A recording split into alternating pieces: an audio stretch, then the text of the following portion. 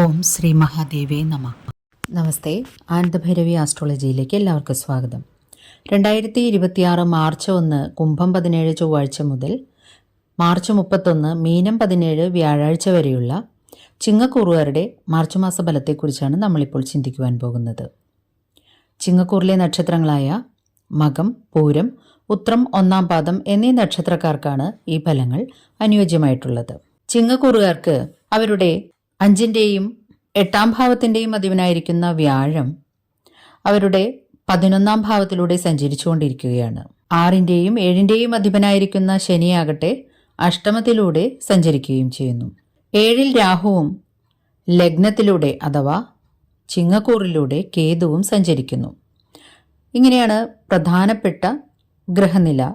മറ്റു ഗ്രഹങ്ങളുടെ മാറ്റങ്ങളും സഞ്ചാരപാതയും ഇടയ്ക്കിടയ്ക്ക് മാറുന്നതുകൊണ്ട് തൽക്കാലം ഇവിടെ പ്രതിപാദിക്കുന്നില്ല.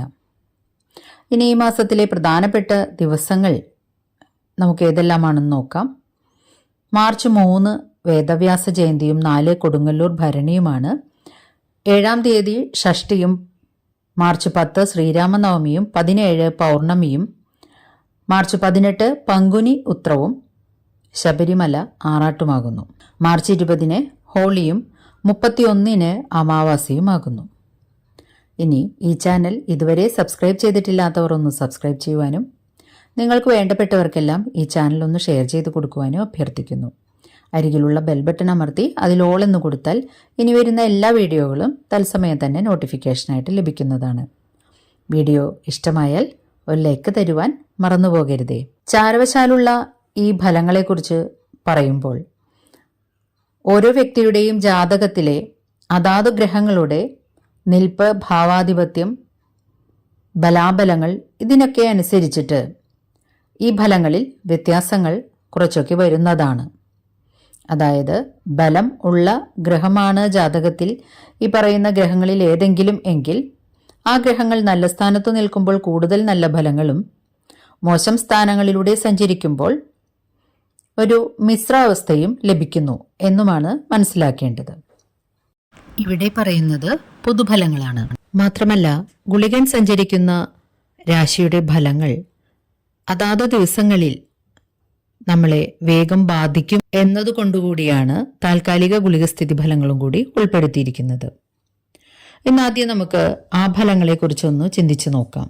ചിങ്ങക്കൂറുകാർക്ക് മാർച്ച് 13, 20, 27 എന്നീ ദിവസങ്ങളിൽ ശാരീരികമോ മാനസികമോ ആയിട്ടുള്ള എന്തെങ്കിലും ബുദ്ധിമുട്ടുകളോ അസ്വസ്ഥതകളോ നേരിട്ടേക്കാൻ സാധ്യതയുണ്ട്. ഈ ദിവസങ്ങളിൽ നമ്മൾ ചെയ്യേണ്ടത് ദൂരയാത്രകൾ ആ ദിവസങ്ങളിൽ പരമാവധി ഒഴിവാക്കുക.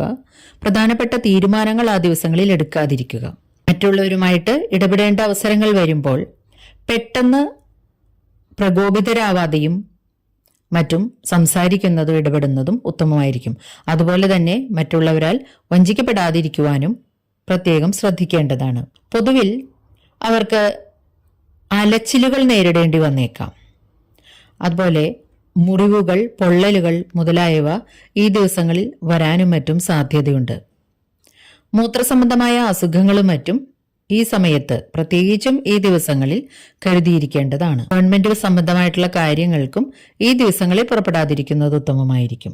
വിദേശ രാജ്യങ്ങളിൽ ജോലി ചെയ്യുന്നവരും വിദേശത്തേക്ക് പോകാനായിട്ട് ശ്രമിക്കുന്ന ചിങ്ങക്കൂറുകാരും മാർച്ച് 5, 12, 19, 26 എന്നീ ദിവസങ്ങളിൽ തടസ്സങ്ങൾ നേരിട്ടേക്കാം. ഈ ദിവസങ്ങളിൽ മാത്രമല്ല ഈ ദിവസങ്ങളിൽ ധനപരമായ ബുദ്ധിമുട്ടുകളോ ധനനഷ്ടങ്ങളോ വന്നു ചേർന്നേക്കാൻ ഇടയുണ്ട്. അതുപോലെ ഡോക്യുമെന്റ് സംബന്ധമായിട്ടുള്ള എന്തെങ്കിലും കാര്യങ്ങളിൽ പിഴവുകൾ സംഭവിക്കുക, അല്ലെങ്കിൽ ഈ വക സാധനങ്ങൾ വല്ലതും നഷ്ടപ്പെടുവാനുമൊക്കെയുള്ള സാധ്യതകൾ ഉള്ളതുകൊണ്ട് ശ്രദ്ധിക്കേണ്ടതാണ്. വിദ്യാർത്ഥികൾക്കും ഈ ദിവസം അത്ര അനുകൂലമായിരിക്കുകയില്ല.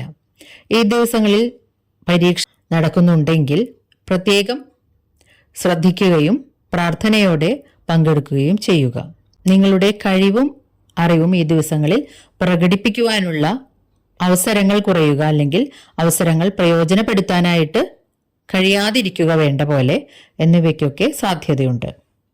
തൊഴിൽ രംഗത്ത് പ്രത്യേകിച്ചും മാർച്ച് 2, 9, 10, 17, 24, 31 എന്നീ ദിവസങ്ങളിൽ ചില്ലറ ബുദ്ധിമുട്ടുകൾ എന്തെങ്കിലും നേരിട്ടേക്കാൻ ഇടയുണ്ട്. സഹപ്രവർത്തകരുമായിട്ടോ അല്ലെങ്കിൽ മേലധികാരികളുമായിട്ടോ കീഴ്ജീവനക്കാരുമായിട്ടൊക്കെ അഭിപ്രായ വ്യത്യാസങ്ങൾ ഇല്ലാതിരിക്കുവാനായിട്ട് ഈ ദിവസങ്ങളിൽ ശ്രദ്ധിക്കുക.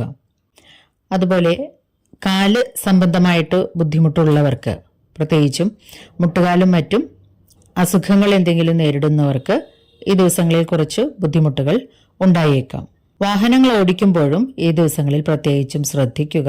മാർച്ച് 1, 8, 15, 16, 22, 23, 30 എന്നീ ദിവസങ്ങളിൽ കിട്ടാനിരുന്ന പണം ഈ ദിവസങ്ങളിൽ കിട്ടാതിരിക്കുക, അതായത് വൈകുക മുതലായവയോ, അല്ലെങ്കിൽ ലാഭം കിട്ടിക്കൊണ്ടിരിക്കുന്ന എന്തെങ്കിലും ബിസിനസ്സുകൾ അല്ലെങ്കിൽ ഡെയിലി കളക്ഷൻ ഉള്ള സ്ഥാപനങ്ങളിൽ ഈ ദിവസങ്ങളിൽ കാര്യമായിട്ടുള്ള ലാഭം ലഭിക്കാതിരിക്കുക, അല്ലെങ്കിൽ നഷ്ടത്തിലാവുക തുടങ്ങിയവയൊക്കെ ഉണ്ടായേക്കാനിടയുണ്ട്. പൊതുഫലമായിട്ട് ബാക്കിയുള്ള ദിവസങ്ങളെല്ലാം തന്നെ ഈ പറഞ്ഞ കാര്യങ്ങൾക്ക് ഈ ദിവസങ്ങളിൽ ചില്ലറ ബുദ്ധിമുട്ടുകൾ നേരിട്ടേക്കാം എന്നതൊഴിച്ചാൽ ബാക്കിയുള്ള ദിവസങ്ങൾ ബാക്കി കാര്യങ്ങൾക്കെല്ലാം നന്നായിരിക്കും. കുറെ കാലമായിട്ട് അവരെ ബാധിച്ചിരുന്ന പല തൊഴിൽ മാന്ദ്യങ്ങളും ധനം വരവ് മാന്ദ്യത്തിലാകുന്നതും മറ്റും മാറിക്കിട്ടിയിട്ടുണ്ടാകും ഈ ഇടയായിട്ട്. എന്നിരുന്നാലും അഷ്ടമശനി പലതരത്തിൽ ബുദ്ധിമുട്ടിക്കുന്നുമുണ്ടാകും. രാജ്യങ്ങളിലേക്ക് പോകാനിരുന്നവർക്കും മറ്റും അനുകൂലമായിട്ടുള്ള സമയമാണ്. അവർക്ക് പോകാൻ സാധിക്കുന്നു. അല്ലെങ്കിൽ വിദേശവുമായിട്ടുള്ള ബന്ധപ്പെട്ട ബിസിനസ്സുകളും മുതലായവ ഏതെങ്കിലും തരത്തിൽ നേരിട്ടോ അല്ലാതെയോ നടത്തുന്നവർക്കും മറ്റും അനുകൂലമായിട്ടുള്ള സമയം കൂടിയാണിത്. മറ്റുള്ളവരുമായിട്ട് ഇടപെടുമ്പോൾ വാക്കുതർക്കങ്ങൾ, പെട്ടെന്നുള്ള പ്രകോപനത്താൽ മോശം വാക്കുകൾ ഉപയോഗിക്കുവാനുള്ള പ്രവണത മുതലായവ ഒഴിവാക്കേണ്ടതാണ്.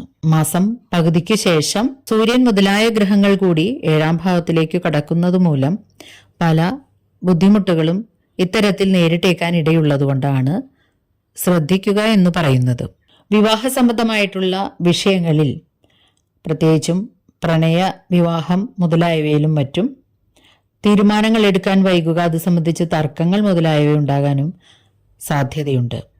പ്രണയികൾ തമ്മിൽ പിരിയാനും അല്ലെങ്കിൽ കുറച്ചു നാൾക്കെങ്കിലും അകന്നിരിക്കാനും മറ്റും ഇടയായേക്കാം ചിലപ്പോൾ ചില സംഭാഷണങ്ങൾ മൂലം. നമുക്ക് ചെയ്യാൻ കഴിയുന്നത് വാക്കുകളെ സൂക്ഷിച്ചുപയോഗിക്കുകയും പ്രകോപിതരാകാതിരിക്കുകയും ചെയ്യുക എന്നുള്ളത് മാത്രമാണ്. വയറു സംബന്ധമായിട്ടുള്ള അസുഖങ്ങളെയും ഒന്ന് പൊതുവിൽ ശ്രദ്ധിക്കേണ്ടതാണ്. പിതാവിനും ചില്ലറ അസുഖങ്ങൾ എന്തെങ്കിലും പിടിപെട്ടേക്കാൻ ഇടയുണ്ട്. സന്താനങ്ങളെ കൊണ്ട് വളരെ സന്തോഷിക്കുവാനായിട്ടുള്ള അവസരങ്ങൾ കൈവരുന്നതാണ്. പുതിയ ചില സൗഹൃദങ്ങൾ തുടങ്ങുവാനും അല്ലെങ്കിൽ ഉള്ളവ കുറച്ചുകൂടി അടുക്കുവാനും മറ്റും ഇടയുണ്ടാകുന്നതുമാണ്. ഇനി ദോഷങ്ങളുടെ പരിഹാരാർത്ഥമായിട്ട് നിങ്ങൾ ചെയ്യേണ്ടത് ശിവങ്കൽ, മൃത്യുഞ്ജയ പുഷ്പാഞ്ജലി, ശംഖധാര മുതലായവ നടത്തുകയും ശിവപഞ്ചാക്ഷരി ജപം കഴിയുന്നത്ര അല്ലെങ്കിൽ 108 ജപിക്കുകയും ചെയ്യുക ഏതെങ്കിലും സന്ധ്യാനേരത്ത്. സർപ്പത്തിങ്കൽ കദളിപ്പഴം കൊണ്ട് ത്രിമധുരം നടത്തുക. മഹാവിഷ്ണുവിങ്കൽ പാൽപായസം, തുളസീദളങ്ങളുടെ സമർപ്പണം മുതലായവയും വിഷ്ണു സഹസ്രനാമ പാരായണം നിത്യേന ചെയ്യുന്നതും വളരെയധികം ഗുണഫലങ്ങൾ നിങ്ങൾക്ക് ലഭിക്കുന്നതിന് കാരണമാകുന്നതാണ്. ദേവീക്ഷേത്രത്തിൽ ചൊവ്വ, വെള്ളി എന്നീ ദിവസങ്ങളിൽ ദർശനം നടത്തി ദേവി മഹാത്മ്യമോ അല്ലെങ്കിൽ ലളിതാ സഹസ്രനാമമോ പാരായണം ചെയ്യുന്നതും ഉത്തമമാണ്. വീഡിയോ ഇഷ്ടമായാൽ ഒരു ലൈക്ക് തരുവാൻ മടി കാണിക്കരുതേ. നന്ദി, നമസ്കാരം.